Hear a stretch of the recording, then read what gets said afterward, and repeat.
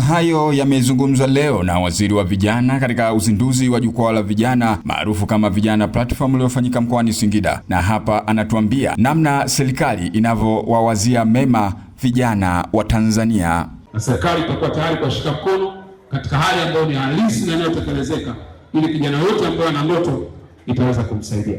Na tutaishia tu kuwapatia fedha, tutawapa ulezi, mentorship ya muda, tutawapa muunganiko na taasisi za kuwalea, lakini pia na watu wanaofanya mambo ambayo wewe unataka kuyafanya ili ukue, ili siku moja kutoka hapa Singida tuwe na wafanyabiashara wakubwa ambao watakuwa wametoka katika mashindano haya.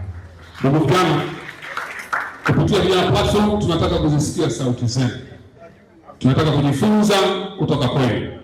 Tunataka kushirikiana na nyinyi kama sehemu ya suluhisho. Tunataka kuwezesha pia kutimiza ndoto zenu.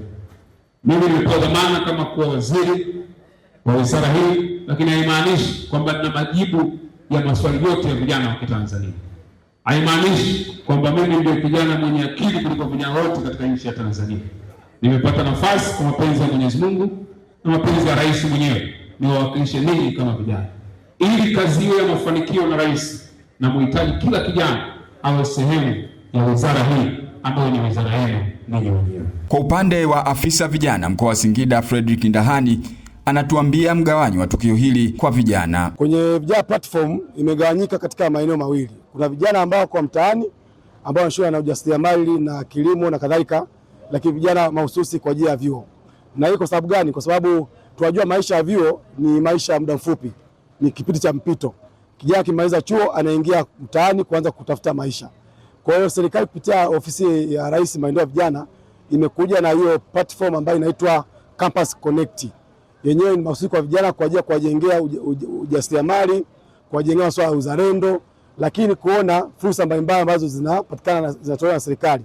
Ili akimaliza tu chuo basi aweze kuweza kujiajiri. Je, vijana nao wameupokeaje uzinduzi huu? Kutokana na kuanzishwa kwa platform hii ya Vijana Platform Campus Connect, sisi kama vijana wanavyuo, vijana wasomi, tunaona kwetu ni fursa, kwa sababu platform imekuja na mikakati mbalimbali kwa ajili ya kuwezesha vijana waliopo vyuoni pamoja na vijana wengine wote waliopo mtaani. Sasa sisi kwetu hii inakuwa ni kama fursa. Kwa upande wetu imekuja kama msaada au mkombozi, kwa sababu kuna fursa nyingi ambazo vijana tulikuwa tunakosa kutokana na hatujapata sehemu sahihi ya kuweza kuzungumzia matatizo yetu au vile vitu ambavyo tunahitaji.